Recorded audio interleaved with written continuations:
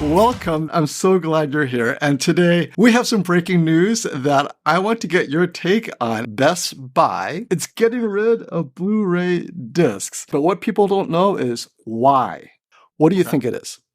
I would just think the margins aren't there. It's taking up space for other products. Let's go deeper. The margins aren't there. That means people are not buying enough discs, so there's not enough volume. Why aren't people buying Blu-ray discs? What do you think? I mean, for me, it's the streaming is just taken over. I personally think there's not really many new good films either. You know what? You're actually onto something. It's not so much that people are streaming. You know what the CEO said? Who's at fault? Are you ready? Tell me. Taylor Swift. She's at fault.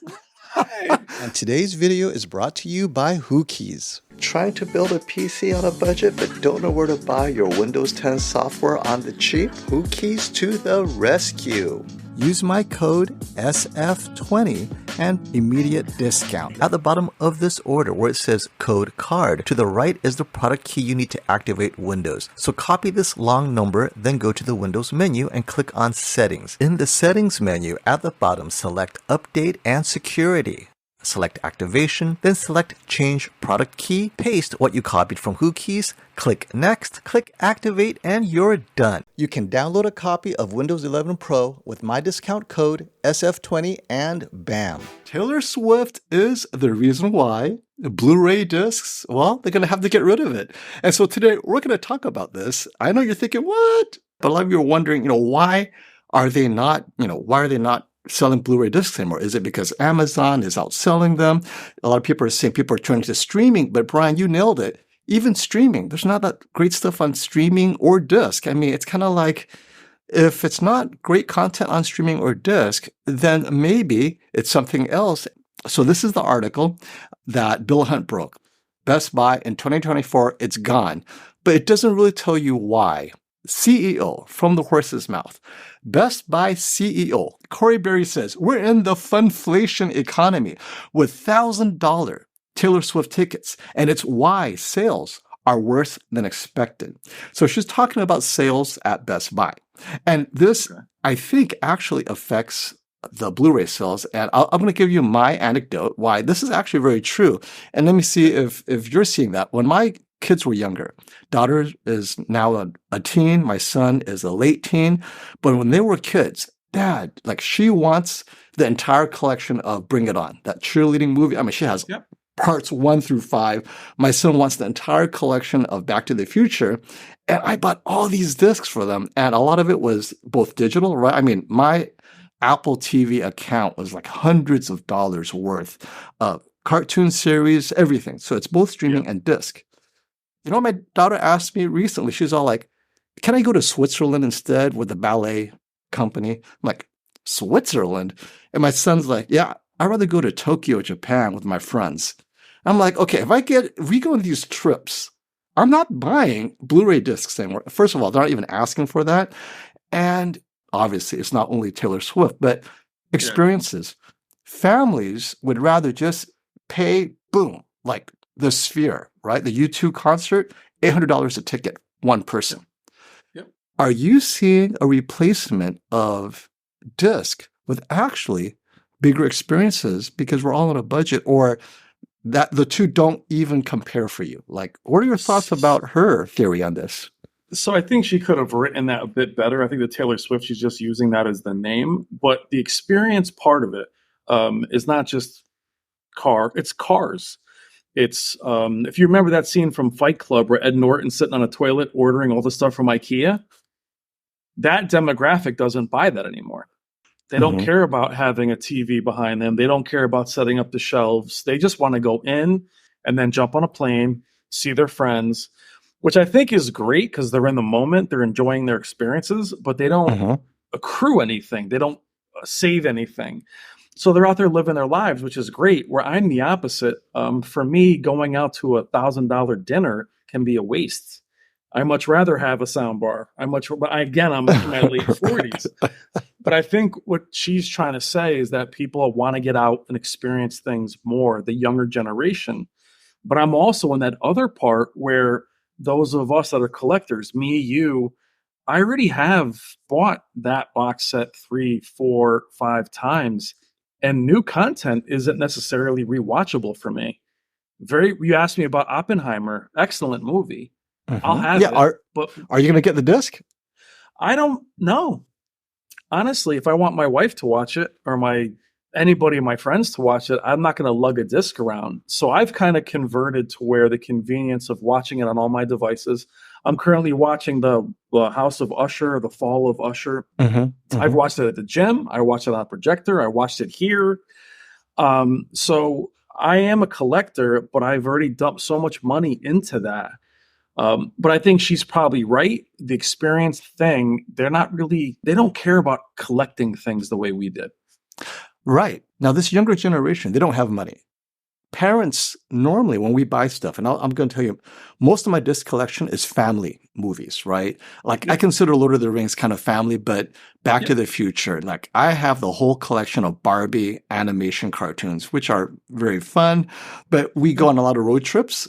And now these road trips with DVDs or Blu-ray has been replaced with experiences and so forth. And I think that she's onto something because, are you ready? Are you ready for the ultimate segue? Netflix is opening physical stores where you can literally I can get Netflix and chill out. No, get this. It will feature, it's an experience. Not just restaurant games and popular shows. You can relive the Squid Game. And I'm reading through this. I'm like, holy cow. It's not just to sit there and watch Netflix. We're talking, right? Physical stores called the Netflix House in 2025. And let me tell you, the theme, enjoy themed food, merchandise, meet the actors at the different stores, watch ticketed shows unique to the Netflix House. Basically, the movie theater experience has not changed. Like since I was a kid to now, the only thing that's changed is maybe more theaters, maybe IMAX, but that's it. Popcorn, better food. Netflix is it's not just a cutout of the actor. The actual actors will be there to meet with you, right? So they're hosting a few pop-up experiences. They're calling it experiences. They want fans to immerse themselves in the world of movies and TV shows that originated at Netflix, right? And the Netflix House will include shows based on popular series, as well as food, high-end restaurants. It's a mall. It's a Netflix experience. So now Netflix sees the problem. Oh, how ironic. Best Buy is right there advertising. Netflix. Exactly. So here you have the Best Buy CEO, Corey Berry, saying, wait a minute, this is a problem. Let's just shut down the discs. But she has no response. Netflix is like, what you said, right? Maybe streaming isn't that great. Maybe disc isn't that great. Well, Netflix is like, you're right. Let me give you an experience. Not to say this would succeed, but they're trying something. They are doing what the CEO was identifying as a competing interest, which is this experience.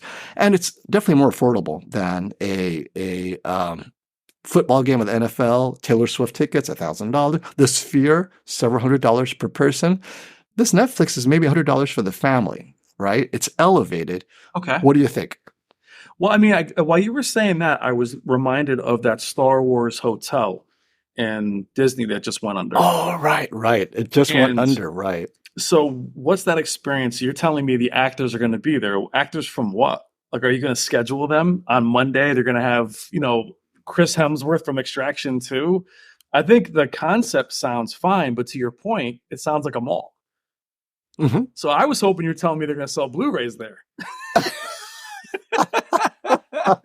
You're like, oh no, Netflix has the answer. Here's some Blu-rays. I get it, and I think it's a good concept, but it sounds like a casino, a themed like Hard Rock Cafe, and they don't work because once you get in there, it's just a novelty, right? Remember that Planet Hollywood?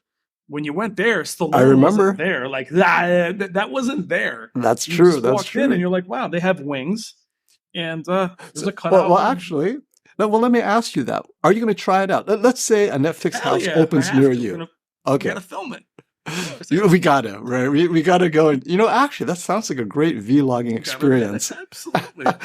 Okay, so then the question, right? So here's the question for the audience and for you, which is, if Best Buy cannot compete with Taylor Swift, right? Yeah. What can Best Buy do to be an experience? And you're thinking Netflix, mate, they're on the right track, but they're not quite doing it. I have an idea what Best Buy could do, but I want to ask you, what could Best Buy do to introduce an experience to their stores to compete with Taylor Swift? See, if I was Best Buy, I would double down and almost go back to that high-end theaters in Best Buy, the listening rooms, the high-end audio. Right now, they have like a Bass Pro Shop approach. Well, there'll be a cooler next to a grill, next to a treadmill. It's very haphazard. So it's become basically like a Costco. More in some ways, it's trying to be that candy in the front. I would go back into a home theater and build that experience. The question is there any money in it? And the answer is no. There's just not money there. What do you have? I have some. No, I'm excited. Best Buy, this is what you need to do, right? You do Oculus, walk around with these things in your head? Okay. Well, only because this is an experience. Now, a lot of people saw the Eras Tour movie. Apparently it's out. And they're on Twitter like, oh my gosh, the Atmos immersion is amazing. Not like, so let's put aside Taylor Swift as an artist. Whether you like her music or not, let's put that aside. The production value, the sound, right? The scale. If you put that on a Vision Pro experience, if Best Buy has a Magnolia room and you go there with your kids and family, you don't even have to buy it. You put on the Vision Pro, go look. This is the future of entertainment, right? You go on the Eras Tour that's been elevated through Vision Pro. Everyone's got their thing. And, kids, they don't want you there anyway. So you're there with your kids and everyone has a headset, right? And Best Buy needs to sell stuff. So this is what people come home with. Like, how much is this again? Well, and I'm going to say $2,500. I think $3,500 is the first iteration, but ultimately this is $2,500. $2,500 with an endless, in the future, amount of material that are experiences designed specifically for immersion. So Best Buy has experience sections where, it's just a bunch of Vision Pro headsets and they have pre-selected, and it's like browsing at Barnes & Nobles. You put it on and, 10-minute experiences just to check it out. You're like, wow, this is pretty cool. What are your thoughts on that? Well, so if you were to remarket that and you want to do rooms, it would be a Taylor Swift day or a Super Bowl day. You would have to have a license. Oh my gosh. Right. You just mentioned it. Can you imagine Vision Pro Super Bowl, but you're on the field? Yeah. You refs are wearing these headsets. So, they don't care. They can't feel it, right? You got refs running around. You got the coach. You got the players. You're the running back. And these things are super light, assuming the NFL approves it.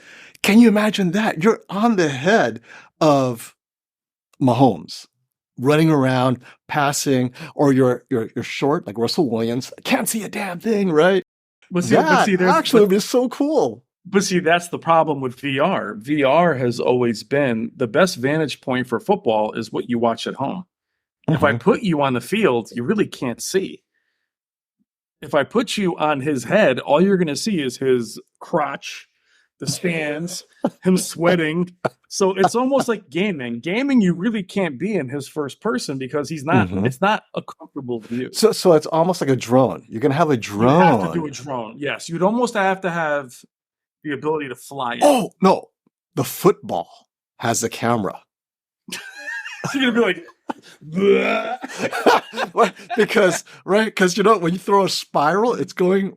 So at the center of that football. If you have a camera that doesn't affect the trajectory or whatever, perfect spiral, and you use AI to correct for the spin. But regardless, right? These are things that, and again, Best Buy, if you want to stay relevant, you have to be working with whether it's Apple Vision Pro or Netflix or Kaleidoscape. These are partnerships you have to elevate and become an experience yourself. You don't buy discs anymore. And actually, I'll tell you the kind of disc I buy. I'm going to pull it out right now. But tell us, why are you bummed if you don't buy discs? So I bought them until very recently. Even like my favorite movies like Highlander, 4K Blu-ray. I wanted the best possible version of that. Or The Fog or Escape from New York. These classic films. But I found the only movies I was buying were classic films I had already owned on every other format, Blu-ray, HD DVD. And then when I would stream it on Prime, they weren't different enough to make me chase this hard copy that I have to then unwrap and find and clean or whatever. And then on top of that, on Apple TV, buying movies like Brotherhood of the Wolf, films that you and I love. I bought that at 1080p last year, and they upgraded it automatically to 4K Dolby Vision. So right away, it's upgraded it for me. Now, I understand in other countries, streaming is not as good, or the internet's not as fast. But for what we have, it's convenient. It looks just as good. It's an Atmos. And the collection part of me, I don't really want boxes and boxes of box art. And what's funny too, FOMO, the discs used to give you all these extras.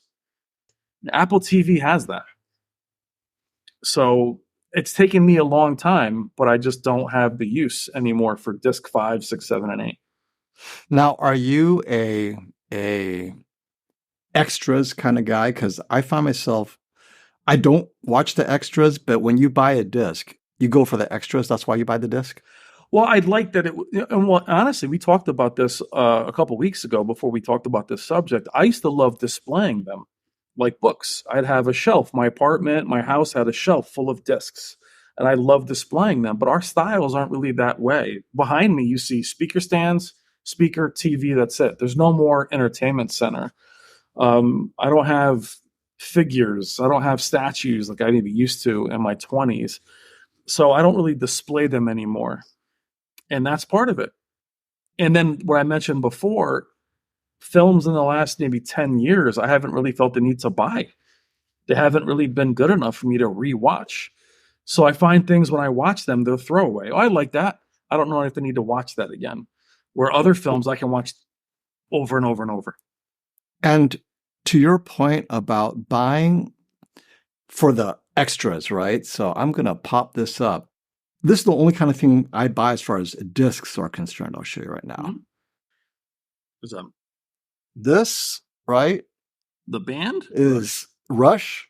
It's the Moving Pictures 40th anniversary. It's got vinyl. It's got CDs. It's got their concert. Yeah. I mean, and this was, I think, over $200 when I got it on Amazon last year. It's sold out now. And of course, they have another one that they put together. Let me pull it up real quick. It's an experience, but I'm not going to get an individual movie because there's nothing like nostalgia. I could listen to this in vinyl. I mean, I listen to Rush all the time. I love their music. Yeah. And I could re-listen to it and, read through all their extras and stuff. Hollywood or production companies, if they really want people to buy discs, every movie has to be an event, like you said, right? Not just the extras, but real extras. Like, charge me $99 for something where I'm getting so much, right? Yeah, and they've already done That's what I want. Don't. And what's funny was when HDVD first came out, if you remember, they had almost an on-location thing that would go to the shoot. Mm-hmm. And then when Blu-ray came out, Blu-ray was simplified and all of a sudden didn't have extras at all. And then if you remember, discs had no extras. It was just the disc. So, yeah, I think there will always be a place for collectors, but people just want convenience now. And I've had a lot of those books and collections. I don't know. It's hard to recommend buying them when they're, even we talk about that with Kaleidoscape. If it's stuck on one device and I can't watch it on my phone or on our computers, we're just too busy. A lot of us aren't sitting home. And again, it's not rewatchable, really. I can't think of a modern movie I've wanted to watch again and again and again. Guess what I got for you, my friend? We were talking about Brother of the Wolf. That's only in 1080p. Yep. Ah, there it is. Okay. 4K, Ultra HD, baby. Available in the US and Canada. Okay. $35. Only $189 in stock. Shout Factory. Oh, Shout Factory is good. But here's the funny thing. So I bought that last year for $15 on Apple. And upgraded it for in 4K, right? The streaming, the digital. Yeah. Well, I bought it in 1080p last year. Oh. So while I'm going to wait for this and I get a poster with it. Yes, a poster. but I've already watched it in 4K 6 or 7 times. Do you see the problem? On Apple, on the Yeah, but I can put it up behind me here on my phone.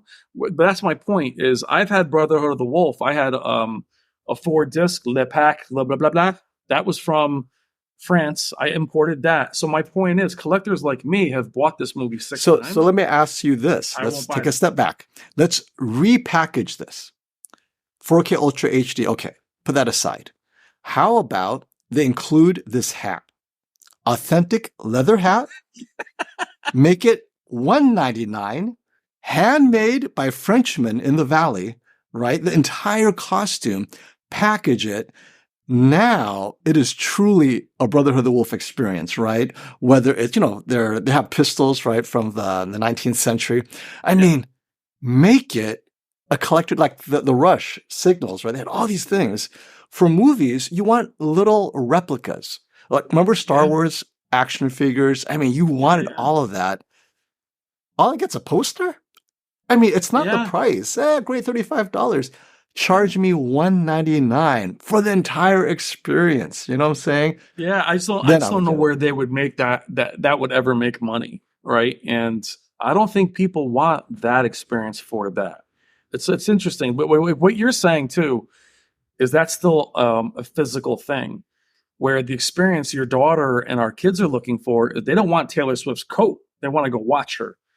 Yes. They want to go away. So you and I are still talking about collecting things, and I think that's done. Okay, maybe just viewing format the way it was created back in the 1900s. The first time film came out, we're talking 1890s, right?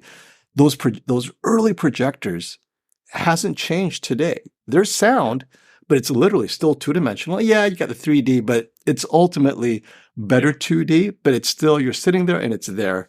The experience isn't there. You cannot compete. I mean, let's just face it. You can't compete with this. Oh, God, I can't stand it. At the end of the day, you cannot compete with that experience that your daughter and my daughter, we said, hey, you know what? Would you like to go with your friends? Oh, that's it. They're out the door, right? Yeah, and see, for me, I much rather have had, but then again, we're from a different generation, use a PC that lasts me the entire year than go one night to go see a concert that sounds like crap.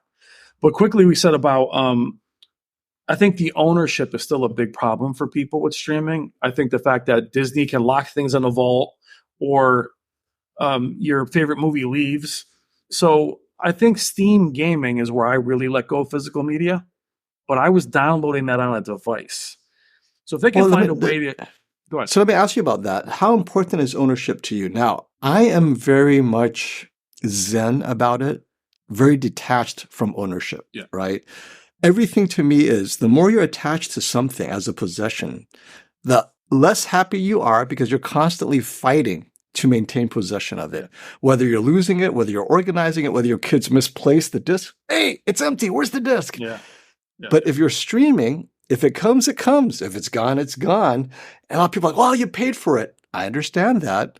But the stress of organizing, preserving, archiving, I simply don't have time for that.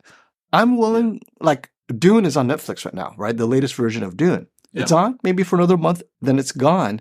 I'd rather live like that, where I have a membership to Netflix, Hulu, Vudu, whatever. What's there is and there. Then, and then cycle through what's there is there and what's not. You know what? I'll go run or whatever. How important is ownership to you? I think for me, I learned when I first got into like iTunes, and you would transfer music over. Remember that? And then sometimes files wouldn't make it. I remember being like, but then that song wouldn't be as important. It's a random song I wouldn't hear. I know on Xbox, certain games have not been playable, or PS5, PS2 games are now lost to time. So that does bum me out. When I think about memory lane, how often am I really going to go back and play that? Probably not often. I think Steam or Apple, where I can buy and then I display them the way I want to, and then I can revisit my library, is a more tangible way to do it. And I mentioned to you a few weeks ago again, is that Apple for me now is a lot like browsing. I go into the marketplace, $4 movies? I think I will buy this. Like Disney. And speaking of, So Disney I would Plus. never buy Loki series. Well, I mean, the stuff is that's oh, what She-Hulk. they're doing, right? So Disney Plus got people mad because they made everything streaming, and they're like, Yeah. wait, people are mad. Why don't we release it on disc? So before we leave, this is a challenge to consumers. If you are on the side of the fence where you want your Blu-ray, when Disney and those like them release disc, if you don't buy it, why should they release anything else, right? These are the more popular series, right? They're not releasing stuff that no one wants to watch. They're releasing the stuff that they know people are watching on Disney Plus. Multiple watches, right? So they're going to release it on disc, just like you said. It's not nostalgia for us, but maybe for our kids. They're releasing it. But if people don't buy it, and that's the other question is, it's on you guys. If you guys don't buy, if you guys prefer to go to a Taylor Swift concert, you guys meaning your family, your kids, it is what it is. That's where things are going. Yeah. But if they make it available, you don't buy it, well, who's to blame? Well, you bring up a really good point is we love the term cult classic. The Thing is a good example. Yes, it's a cult classic, but we'll say that about gaming. Gamers still won't support a game. Like Days Gone, for instance, is now a cult classic. Well, the guy that created Days Gone is furious because his game didn't succeed. He doesn't care that you like it 5 years later. To Disney's point, Disney's Bob Iger is furious that Star Wars, people aren't going to see those movies. Well, they're garbage. I mean, I'm not afraid to say it. It's garbage. I would never, it's not that I don't want to buy your disc. Your discs I'm not going to buy Loki. It's a terrible show. She-Hulk, they're terrible shows.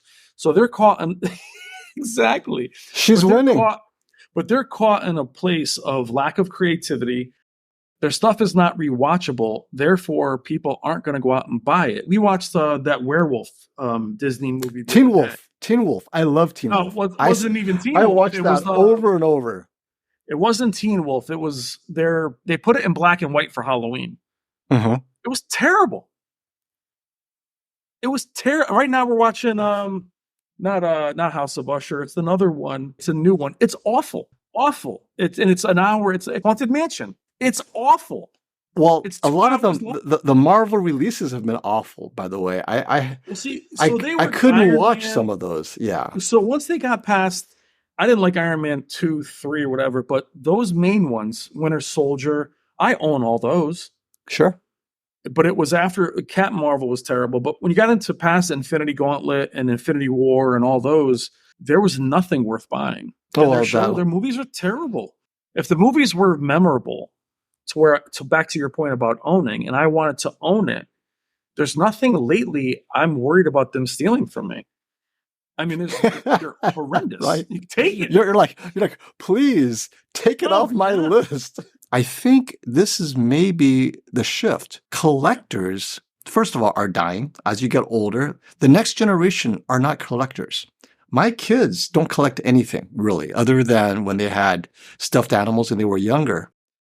When I was a kid, we were collecting cards, like Star Wars cards, and all these things, right? The Millennium Falcon. I mean, these are things that sat on our table for decades. And if mom tries to throw it away, no, mom, you're 30. Why do you still want that broken X-Wing fighter, right? Yeah. But this next generation, I don't know if that collector's mentality is there because it's almost as if you own nothing, right? TikTok, YouTube, everything is so... You watch it, you're done, you move on, right? Yeah. It's very disposable. Yeah. And maybe that's just a shift with the generations. And I think media, part of that is collection, part of that is having it convenience. Like, I want to watch this movie whenever I'm free. Well, streaming solves that. And if I don't care about what they have to offer, I'll just stream whatever's on there. Yeah. Well, I mean, and also to your point, though, if I'm on a plane or where we travel, having everything on my phone, I do watch it. Where if I had it just on a disc, and even I've said this with my wife, I know you said this to the family, I bought this movie, and I know your wife wants to watch it on the short throw projector. And if you tell her it's at the Kaleidoscape back at the studio, she's going to be like, what's the matter with you? You know what I would watch it on? What are those? These are AR glasses, right? I'm going to watch the football game today.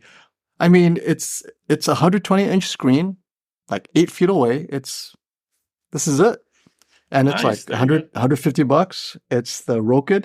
But that's what I'm saying is, if I'm just going to watch, and it's 1080p, it's nothing great, but you're up close and you have the sound versus a 65-inch TV, it's sports. You know, there's no tone mapping. You just want to see the experience, the sound. I find watching sports on the AR glasses more satisfying than watching it on my iPhone or iPad, whatever, right? So there's definitely a experience shift for sure. But my prediction is I think media is on the decline and there's no hope. Unlike vinyl. Yeah. So people are saying, well, what about vinyl? I'm going to have to disagree with everyone out there who thinks media, Blu-ray discs for movies and vinyl are similar. To me, vinyl, it has a ritualistic sentiment, meaning it's the whole process of cleaning your vinyl disc. I mean, people choose their needles. Each of these needles are like $1,000 or $50, right? And then it sounds different. It sounds so different than the digital version, depending on how you tune your needles. It's not about accuracy. It's about this description as, oh, it's organic or whatever you want to describe it. Yeah. Whether or not it's better is different. That's not even an argument if it's better or not. It's different. But digital, whether it's on disc, Kaleidoscape, or streaming, literally identical. Doesn't matter. Well, and I think that's what eventually got to me is it was identical. But to your point, vinyl also came back. It's a retro thing. To me, what you said, which is whether you're streaming or whatever, it's convenience, but there's nothing about it that's special. That Blu-ray disc, now, when you said, oh, well, they have this additional content, you're one streaming storage away from having the additional content. Disc doesn't have a monopoly on the trailers or whatever, right? Well, to your point, Apple actually has the digital content. Yeah, there you go. So if you have an Apple app, you won't have the content. But if you have the Apple player, all that content is there. So vinyl, I think, is very cool. It's very smooth. But, I can't bring a record player with me into the gym. So there you go. That record player is a piece of craftsmanship. That's why I love this image, right? Yeah. This person making a vinyl record, he's a craftsman. The guy doing the Blu-ray, there's no craftsmanship there. And so it's this distinction. It's digital. It could be streamed. It could be on disc. It's just a distribution that separates disc from streaming. But how about those, like my wife bought one of those players. It's like a Bluetooth record player. And I'm getting off the couch going, Jesus. Yeah, one of those. Exactly. You think that's going to sound great? And so I've linked it below. It's hashtag $199 on sale now. It was $249, but this is what I'm talking about. It's like, wait, you're converting vinyl to Bluetooth. It doesn't defeat the whole craftsmanship. Absolutely. It's like Sony. But look at how many people bought it. Over 1,200 people, and it's 4.6. It's like, wait, wouldn't it be better if you just got the actual digital for less straight off of Spotify? But they want to be part of this movement of, oh, I got a vinyl player. It's Bluetooth, but I got a vinyl player. That whole uncompressed, rich sound isn't, you might hear the little static, but you're not going to hear anything. I don't know. Forget the whole streaming versus disc ownership. It really is. Every family has a budget and they're spending on different things. And disc is right now bottom of the list. It's not like they're choosing streaming over disc. It's like they're choosing experiences over that whole thing. They'd rather get the kids out of the house, or Netflix is seeing that. They're like, you know what? The experience thing is the thing. Yep. So I hate to see it go. It's just, it's going. Well, then with that, I think this image is very appropriate. Unfortunately, it is. It's the end, folks. Now, speaking of experiences, I'm going to ask you a question. This, my friend, is you. A new king has been crowned. All hail to the king. Sony A95L QD OLED Master Series. A95L is beyond expectations. It deserves to be the new king of TVs. It is that good. It is worth all of the hype. That is an experience, right? Yep. So my question to you, how quickly will the 77-inch A95L be arriving in your apartment? Tell me, my friend. You want the truth, or what do you want? Yeah. So I'm actually going to be leaving OLED. Can you give us a hint, your short list of the 3 TVs you're considering that you feel is actually better than the A95L? And you're spending more. So it's not like, hey, I'm going to spend less. So what are the 3 TVs you're looking at that you feel fits your use? And, we'll have a separate video explaining what is this use. But apparently the King is not good enough. And so maybe the King should be called, what's a Duke? The A95L is the Duke of TVs.